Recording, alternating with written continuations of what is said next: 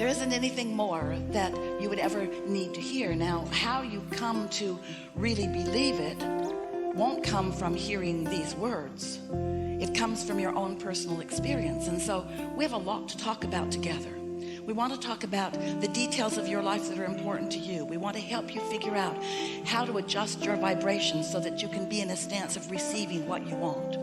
But in order for you to really be ready to do that, we want you to know that it's a simple process. This business of creating that you are all about is a much simpler process than you have let yourself believe.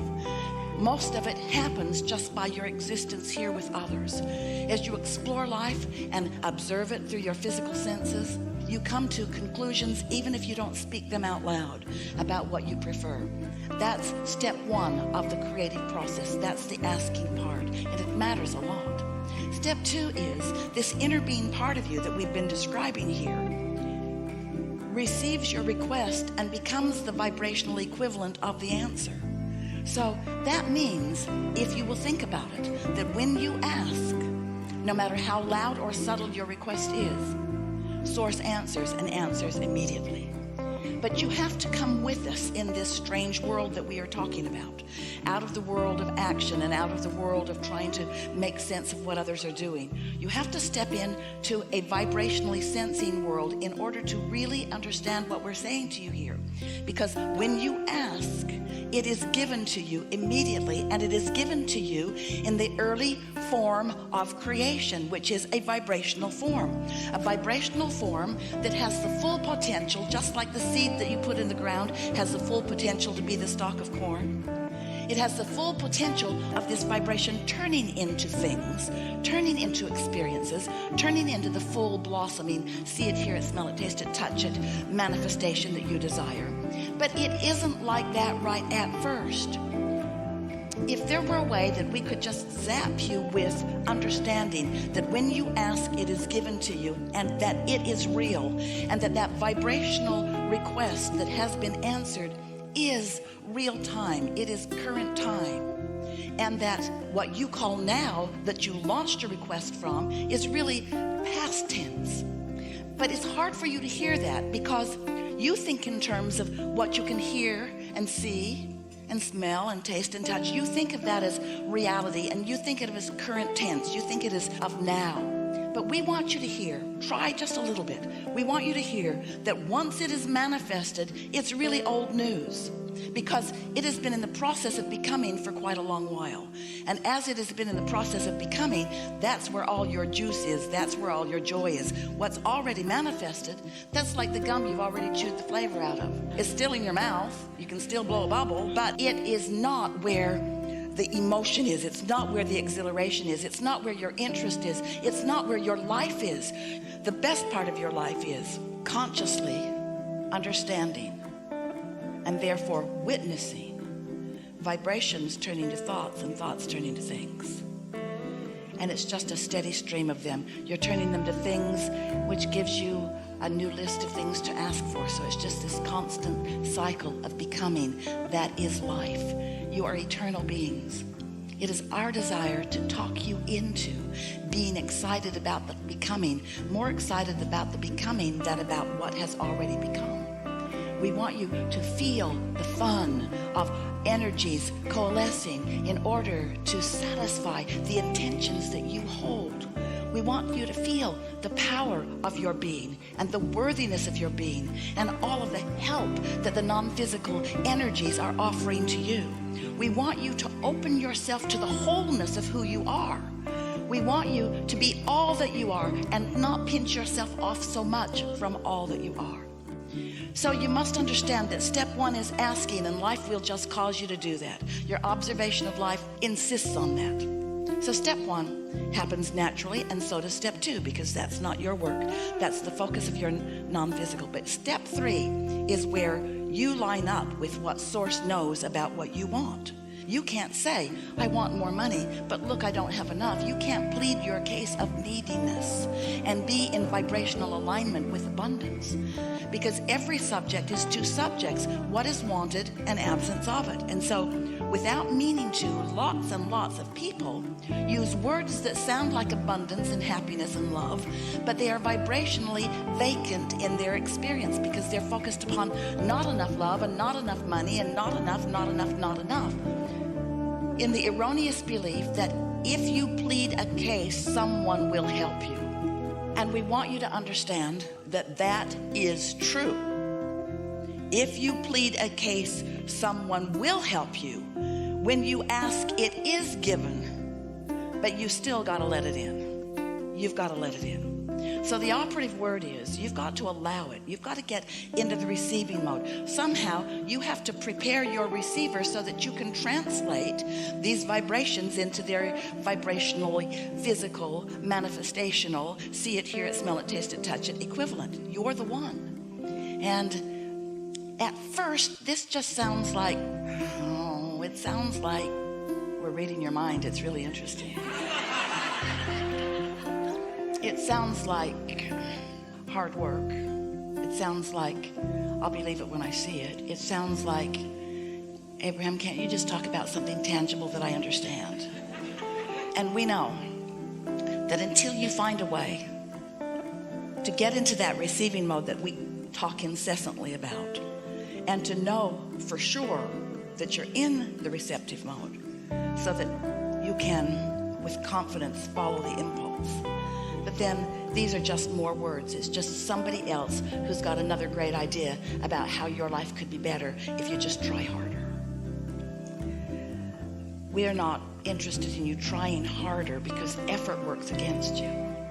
We're interested in you getting in sync with the laws of the universe and letting the leverage that you've already accomplished, the leverage of syncing up with your inner being, with source energy, with infinite intelligence, with the energy that creates worlds, and letting all of that momentum work for you. So that's what we're going to talk about with you today. As you have different things that you want to talk about, we'll talk about your physical life if you want to, and we'll help you with your attitude about it, because your mood or attitude about things is really the strongest indication that you have about why things are working the way you want them to, or why things aren't working for you the way you want them to. And it is our knowing that as these hours pass by, and as you play with us with interest and some willingness to accept that these are universal laws, and that the more you understand them, the more control you will have, not only over the outcome of your experience, but over the experience of the outcoming becoming. It's the journey, it's the journey, it's the journey. You hear that so much you don't want to hear it. It's the journey, and you say, all right, I'll say it's the journey, but I'll sure be glad when I get there.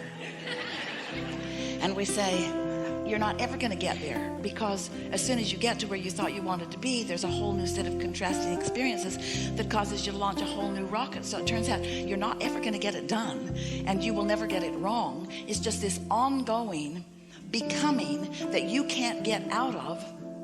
And so we're here to help you to enjoy what you are eternally caught up in. That sounded a little treacherous, didn't it? You're trapped in life. You can't get out. Even if you croak, you might as well start having fun. That really is our message.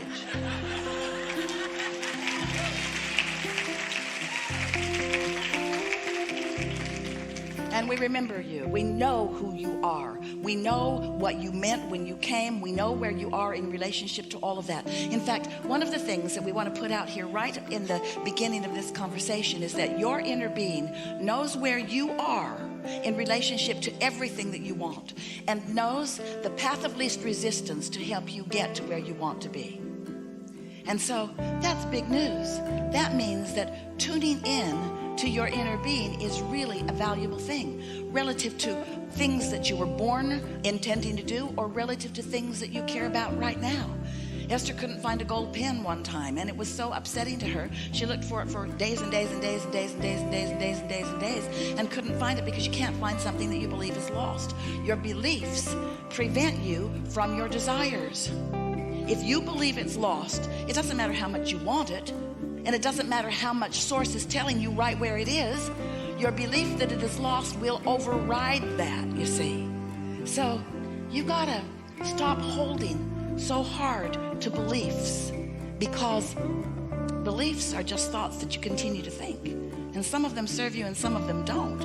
But when a belief is blocking you or preventing you from receiving the path to what you want to receive, then it's worth letting go of it a little bit, don't you think? And so we'll talk about things today that will help you to figure out how to be kinder to yourself in that regard. Esther couldn't find her pen, couldn't find her pen, couldn't find her pen, couldn't find her pen.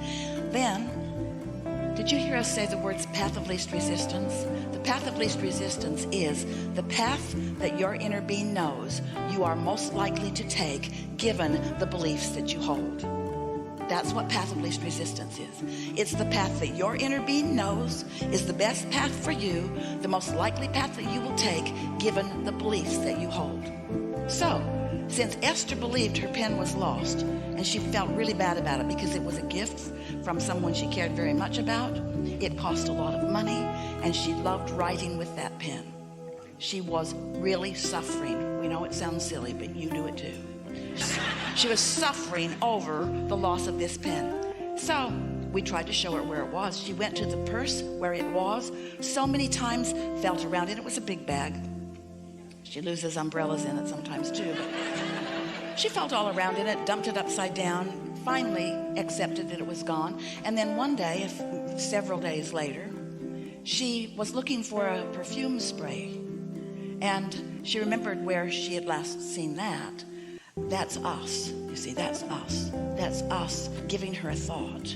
And we caught her at a non-resistant time because she wasn't looking for her pen. And so she reached right into that bag for that perfume sprayer and came right out with her pen that had always been there that she could not find. And so this is what we want you to hear.